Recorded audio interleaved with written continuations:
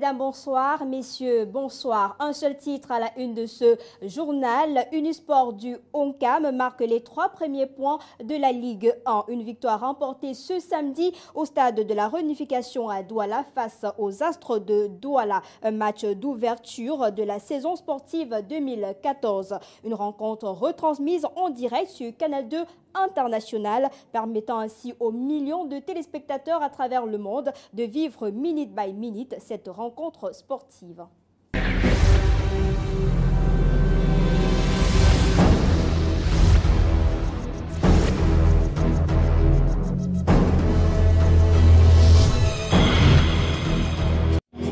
Rebonsoir, un pénalty transformé, 1-0. Unisport du Oncam marque les 3 premiers points de la Ligue 1. C'était ce samedi au stade de la Réunification à l'occasion du match d'ouverture de la saison sportive 2014. Un match qui a d'ailleurs été retransmis en direct sur votre chaîne Canal 2 International qui a déployé son artillerie pour permettre aux téléspectateurs à travers le monde de vivre minute by minute cette rencontre sportive. Omer Ndjomo revient sur cette artillerie de Canal 2 International. 3e championnat professionnel du Cameroun, Canal 2 s'engage aux côtés de la Ligue de football pro, la LFPC, pour la retransmission en direct des rencontres phares de la saison. Les jeux sont ouverts pour tout le monde et chacun va avec son arme. Canal 2 a montré aujourd'hui, à travers ses prouesses, qu'on pouvait désormais compter sur Canal 2 pour la retransmission des matchs de football. Ce n'était pas le cas par le passé et ce n'était pas du tout évident. Mais aujourd'hui, Canal 2 avec la Ligue de football professionnel sont résolument décidés à aller la main dans la main pour pouvoir relayer le spectacle qui se passe dans nos différents terrains de football. Avec un dispositif technique à la pointe de la technologie, Canal 2 International a donné le là ce jour en produisant et en diffusant sur ses antennes la rencontre inaugurale de la saison. Rencontre qui a opposé les Astres de Douala à l'Unisport du Oncam. Et pour cette première sortie, la télévision toujours plus près de vous a dû déployer l'artillerie lourde. L'arsenal de Canal 2, en termes de nouvelles technologies, a été mis en œuvre. En l'occurrence, c'est le cas Régie. Et tous les accessoires, environ 2 tonnes de matériel, à savoir 8 caméras pour une première expérience chez nous et 30 à 35 techniciens. Donc c'est du lourd. Côté réalisation, pour permettre aux millions de téléspectateurs de la chaîne leader d'apprécier le spectacle produit dans nos stades, Canal 2 s'arrime à la norme internationale. Nous sommes une chaîne internationale. Donc il a fallu respecter les canons internationaux de comment est-ce qu'on retransmet les matchs en direct, surtout côté réalisation. Parce que jusqu'alors on avait quand même assisté parfois à une cacophonie et tout, pas de ralenti. C'est vrai que là on est parti pour le ralenti général, mais dans les prochains jours on aura le ralenti par caméra. Parce que là il faut s'arrimer à la norme mondiale. Après cette première journée, rendez-vous est donc donné pour le top match de la prochaine journée. Canal 2 International, c'est donc la chaîne de l'innovation, la chaîne toujours au cœur des événements et de nombreuses surprises restent encore à venir. Et on va rester avec ce championnat pour dire que ce championnat s'annonce en effet très passionnant. Pour la première fois dans l'histoire du football camerounais, 19 clubs vont devoir se livrer à une bataille sans merci pour espérer non seulement surcéder à Coton Sport de Garoua, mais également arracher l'une des 3 premières places au classement général au soir de la 36e et dernière journée du championnat afin de se qualifier pour l'une des 2 compétitions africaines. Nous y reviendrons certainement dans nos prochaines éditions. Autre information ce jour, c'est cet après-midi que la vice-présidente gambienne a quitté la cité économique pour Banjul, la capitale de la Gambie. Elle est de retour d'Addis Abeba où elle a participé au 22e sommet de l'Union africaine. Compte rendu, Julie Roger Noadieu et Marius Kosso. De retour ce samedi 1er février du 22e sommet de l'Union africaine à Addis Abeba en Éthiopie, Issatu Ndiaye Saidi, la vice-présidente de la République de Gambie, a fait escale à l'aéroport international de Douala. Comme à l'aller le 29 janvier, elle a été une fois de plus accueillie par le gouverneur de la région du littoral, Joseph Betty Assomo. À ses côtés, Le préfet du Vouri, Nassiré Paul Béa, et le délégué du gouvernement auprès de la communauté urbaine de Douala, le docteur Fritz Tonen.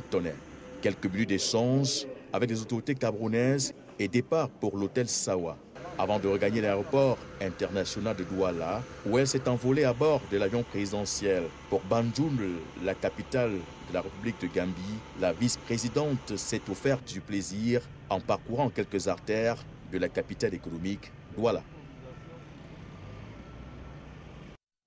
D'année en année, la production caféière du Cameroun s'enfonce, plaçant le pays au 30e rang mondial. Qu'est-ce qui peut expliquer cette baisse considérable du Cameroun en ce qui concerne la production caféière? Tentative de réponse avec Jean-Christian Akam. La production nationale commercialisée de café connaît une chute drastique au Cameroun. Selon le CICC, Conseil interprofessionnel du cacao et du café du Cameroun, la filière a vu sa production chuter à 56,78% en un an, passant de 36 000 tonnes à 16 000 tonnes entre les campagnes 2011-2012 et 2012-2013, l'équivalent du tiers de la production de 1996. Cette tendance baissière est également confirmée par l'ONCC, Office national du cacao et du café, lors du lancement le 24 janvier dernier de la campagne caféière comptant pour la période 2013-2014, ce qui relève le pays au 30e rang mondial. Motif évoqué par les experts pour justifier cette dégringolade, les changements climatiques, le vieillissement des plantations et des producteurs, le désintérêt de certains producteurs suite à la baisse observée du prix au kilogramme, 1000 francs CFA contre 1405 francs lors des campagnes antérieures. Des coopératives établies dans des bassins de production sont aussi accusées de ne pas réinvestir les subventions reçues auprès des producteurs à la base.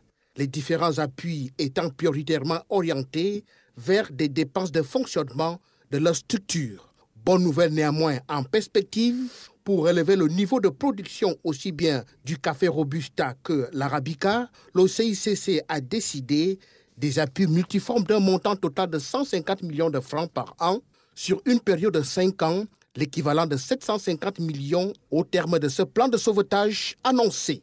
L'Union européenne, pour sa part, s'engage aussi à appuyer cette relance à hauteur de 15 milliards non remboursables. À titre de rappel, le café camerounais dispose d'une rétro-olfaction toute particulière, ce qui lui vaut d'être très prisé sur le marché international.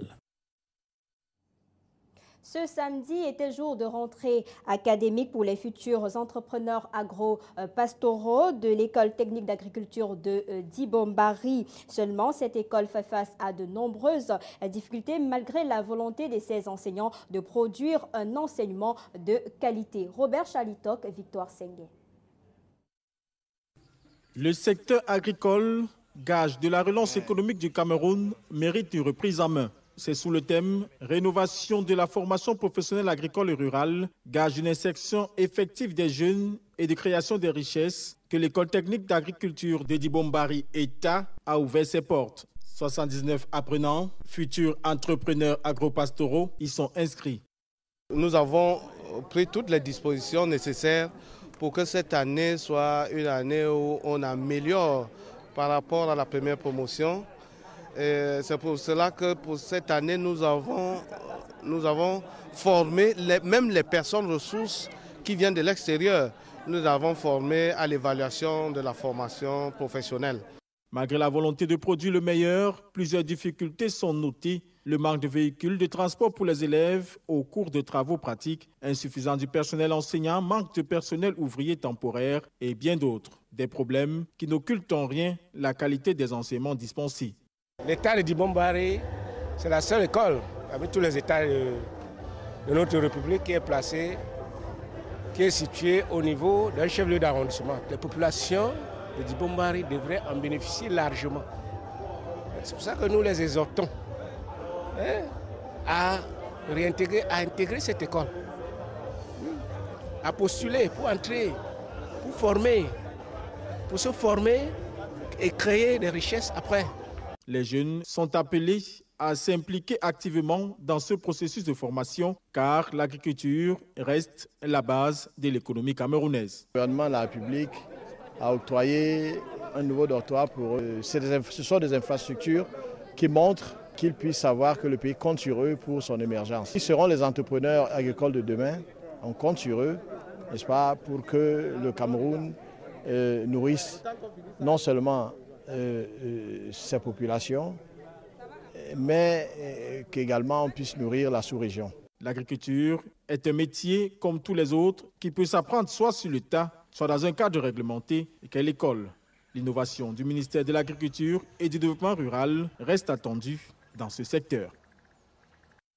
Et du côté de Yaoundé, les enseignants et les chercheurs ont souhaité une bonne et heureuse année au ministre de l'Enseignement supérieur et chancelier des ordres académiques, le professeur Jacques Ndongo. C'était également l'occasion de faire le bilan de l'année 2013. Brand Kamga. De la lumière remise au ministre de l'Enseignement supérieur pour davantage éclairer son intelligence. Des cadeaux et des fleurs reçus par le professeur Jacques Ndongo pour une année 2014 parsemée de bonheur.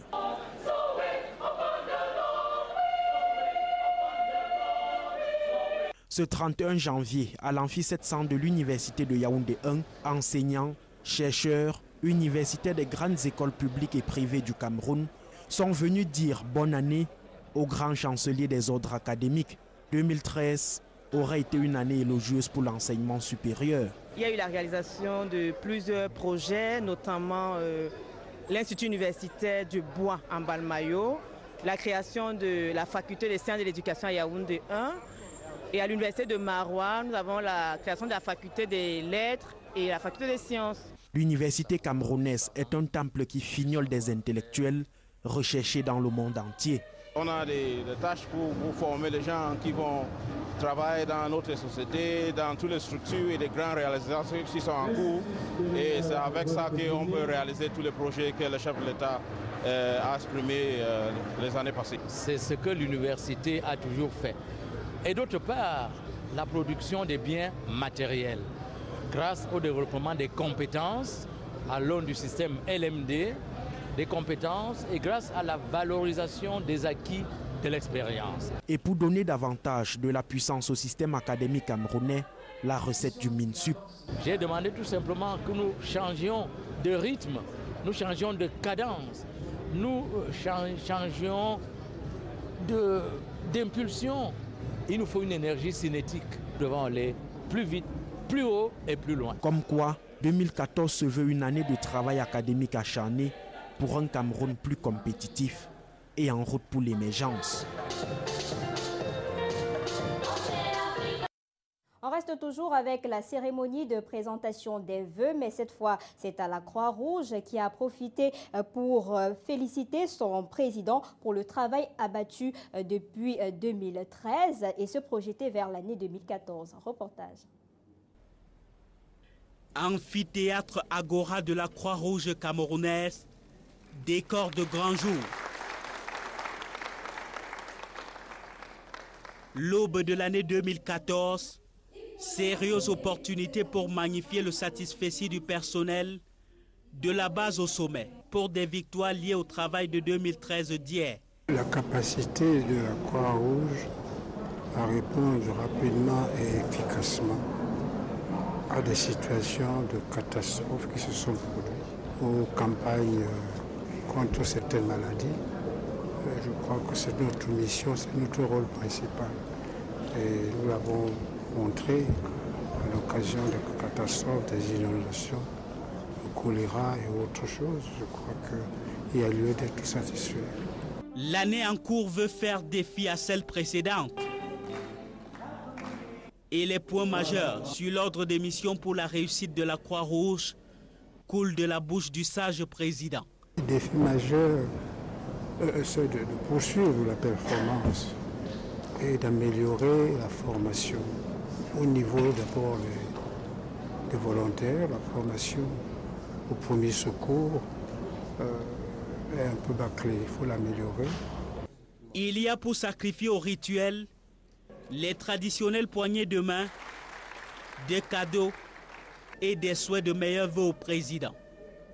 Le personnel porté par le secrétaire général, les membres du comité de direction les directeurs et les chefs de service et les volontaires aussi.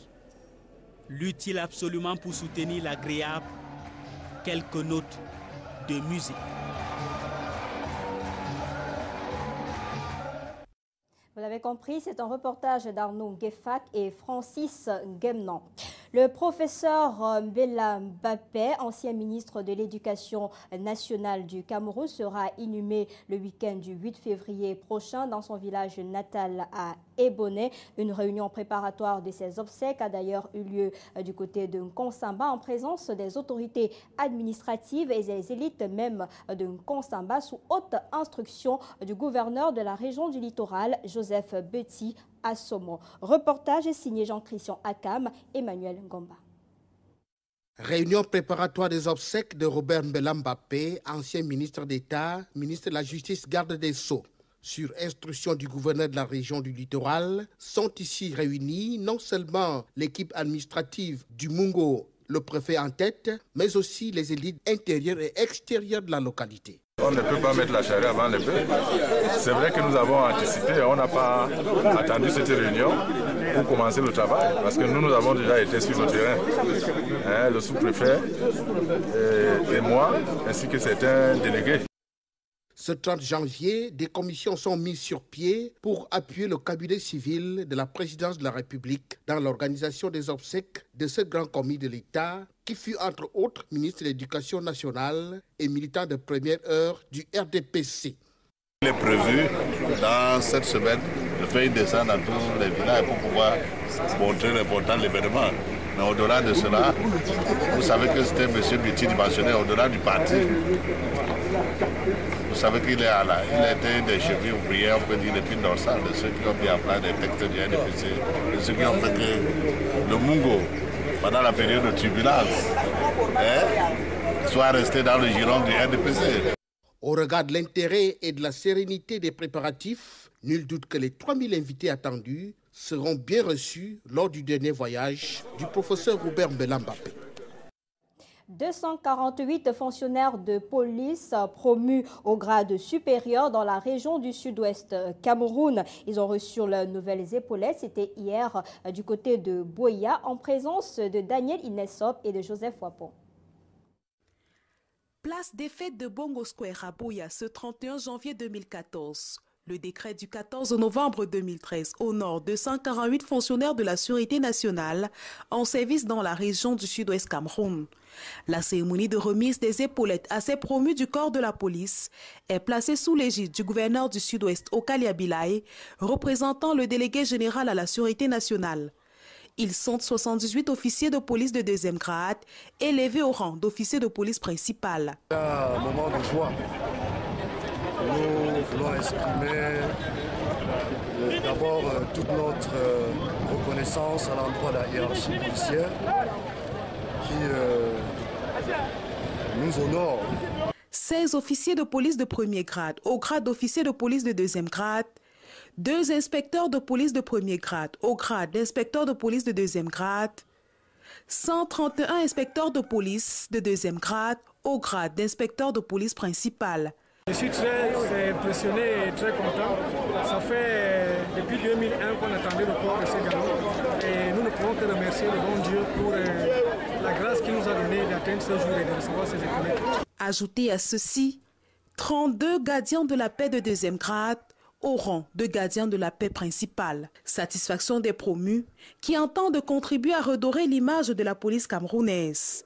À travers ce défilé fort coloré, ces fonctionnaires de la Sûreté nationale marquent leur engagement à remplir pleinement leur mission, celle d'assurer la protection des personnes et des biens. Et quand on parle de Boya, on pense directement au cinquantenaire de la réunification qui se prépare toujours. Et cette fois, on aura la contribution de la chefferie de Sodiko à Douala, où Maïramou Lukman et Guy Foto ont passé cette matinée. Célébration du cinquantenaire de la réunification, les préparatifs s'accentuent. À la chefferie Sodiko, choisie comme représentante de la région du littoral, rites, fresques artistiques et chants meublent les répétitions.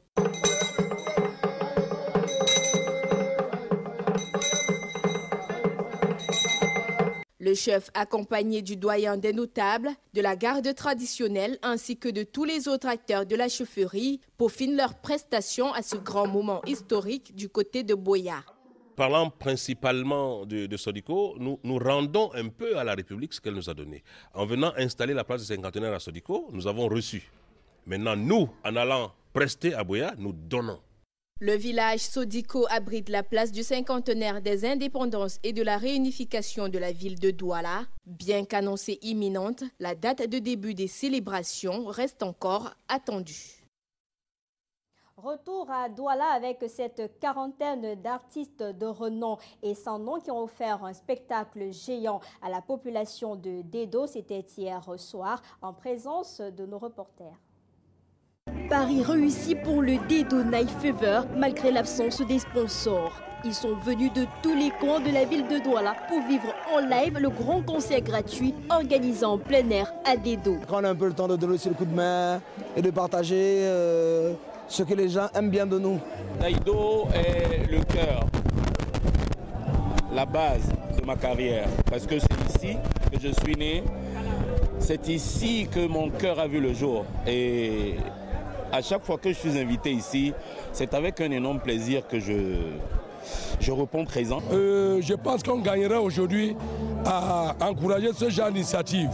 Les sponsors n'ont pas suivi, mais moi je remercie déjà les médias tels que Canal 2 International. Occasion pour ces hommes de culture de se retrouver et de communier. Belle illustration lors du passage très remarqué de Sergio Polo et de Dani Mouna sur le podium. Tout à l'heure, c'est sans hypocrisie aucune. C'est sans façon, c'est le meilleur. Il a une excellente voix et un talent inouï. Toujours passé par quelqu'un, on a toujours voulu être comme quelqu'un. Je pense que le roi Polo, comme je chantais tout à l'heure, m'a bercé depuis mon bas âge. Bien que ce concert soit réservé au départ aux dignes fils d'Edo, cela n'a pas empêché la participation des autres artistes, à l'instar de Kwakam Narcisse. C'est une bonne initiative, n'est-ce pas, des natifs de Dedo. Et je pense que c'est bon de raviver la culture camerounaise. Pour les membres du comité d'organisation, c'est un événement réussi. Je suis content, vraiment content, parce que là, c'est pas la joie de Bob Nedi, c'est pas la joie de Zig Bros, c'est la joie de toute la musique camerounaise. C'est un projet qu'on a commencé depuis 2012. La première édition, c'est une jam qu'on a organisée comme ça pour tous les artistes de Dedo. Et on a voulu un peu plus essayer de personnaliser les choses. La population de Douala n'est pas prête d'oublier ce merveilleux cadeau à elle offerte par ses artistes. Vivement l'édition 2015. Les Nigériens, désormais bien solidaires au Cameroun, c'est à la faveur de l'installation des jeunes du Haut Conseil des Nigérians de l'extérieur au Cameroun. Arnaud Gueffak. Des sonorités nigériennes, la teinture de magnificence de l'hospitalité camerounaise. Ils sont nombreux les compatriotes du président Mahamadou Issoufou vivant au Cameroun. Ici, on installe l'association des jeunes du Haut Conseil nigérien de l'extérieur au Cameroun et le contexte est tout marquant. L'objectif, c'est de reconnaître les Nigériens partout là où ils sont au Cameroun et de les défendre. Et nous appelons les Nigériens de tout au Cameroun de faire en sorte qu'ils font toutes les cartes consulaires pour qu'ils puissent être reconnus au pays. Notre chef de l'État, Mahamadou Issoufou, a sorti une chose. Il a dit que vraiment le 3N pour aider le Nigérien à l'extérieur. C'est un grand jour pour les citoyens du Niger vivant au Cameroun. L'hommage de cet esprit est bien perceptible à travers la taille des gandoura et des chichas. Ici, vivre ensemble, unis et solidaires constitue tout l'enjeu. Les jeunes nigériens au Cameroun, c'est pour la paix et puis tout le monde doit être le même égal. Les musulmans, chrétiens, tous également, pas de problème ici au Cameroun. C'est pourquoi qui m'intéresse de rester ici. Ça a le but de réunir tous les fils et filles du Niger de l'extérieur, de leur encore de cultiver la paix et la cohésion sociale entre nous. C'est un point de plus qui va dans le sens de pérenniser la coopération entre Yaoundé et Niamey. Du côté de la République centrafricaine, la chasse aux musulmans se poursuit. Une chasse teintée de règlement de compte qui n'épargne pas les ressortissants tchadiens. Bernard à Paris. Encadré par les militaires de la mission africaine, le convoi traverse Bangui. À bord de ces taxis, des familles musulmanes. Elles sont prises en charge par l'Organisation internationale pour les migrations et fuient les violences sectaires qui ensanglantent la capitale. À l'aéroport, un avion les attend, direction le Tchad avec un maigre bagage et un avenir incertain. On a vécu ensemble des années. Et brusquement comme ça, il vient faire quelque chose qu'on ne comprend pas vraiment. Ça m'a dépassé, moi je ne comprends pas. Je ne comprends pas comment te répondre. Moi je suis né ici, je suis grandi ici. Je plains des amis chrétiens. Bon, on nous traite comme des étrangers, donc on cherche à regagner chez nous. L'Organisation internationale pour les migrations a ces dernières semaines déjà évacué 4000 personnes. Le prochain vol en emportera 350 de plus et les candidats au départ ne cessent d'affluer. On a une pression énorme de la part de Centrafricains qui veulent quitter et souvent qui se réclament d'autres nationalités pour tenter leur chance.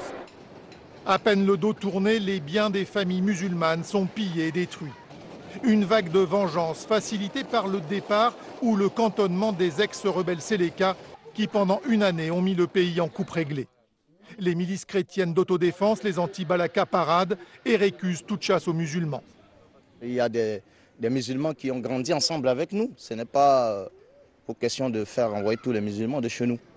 Mais il n'y a que des musulmans tchadiens, des mercenaires tchadiens qui nous ont causé beaucoup de tort. C'est ça, on est contre ceux-là, mais on n'est pas contre tous les musulmans. Mais sur le terrain, la réalité est tout autre. Les forces françaises ont du mal à désarmer ces milices improvisées et ces jeunes armés de couteaux ou de marteaux. Les règlements de compte se poursuivent. Au cours des 3 derniers jours, les équipes de la Croix-Rouge ont ramassé 30 tués et 60 blessés dans les rues de Bangui. Et ce n'est pas qu'en République centrafricaine que l'on enregistre ces violences. En Irak également, ces violences ont pratiquement redoublé. La synthèse de l'actualité à travers le monde, marquée également par la célébration du Nouvel An chinois, c'est avec Éléonore Abouez d'ITV. Les forces gouvernementales irakiennes reprennent le contrôle des zones clés de la province d'Al-Anbar à la frontière avec la Syrie. Une opération de grande envergure a été lancée avec l'appui des combattants des tribus locales. Une vingtaine d'insurgés islamistes liés à Al-Qaïda ont été tués. Les violences ont redoublé ce mois-ci en Irak, faisant plus de 850 morts.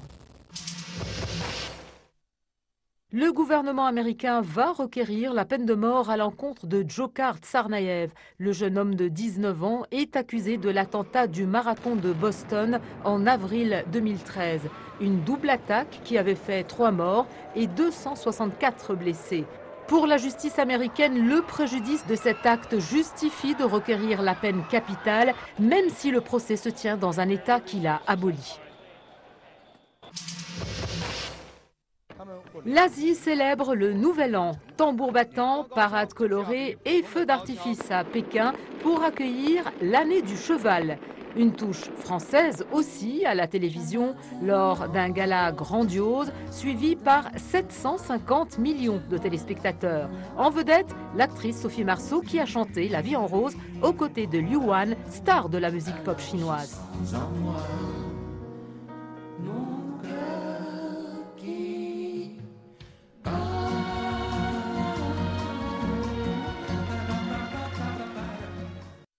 C'est avec cet excellent duo que nous vous disons merci de nous avoir regardés. Ce journal a été réalisé par Louis-Roger Noadieu et l'ensemble de l'équipe rédactionnelle et technique de Canal 2 International. Le prochain rendez-vous, c'est demain lorsqu'il sera 20h.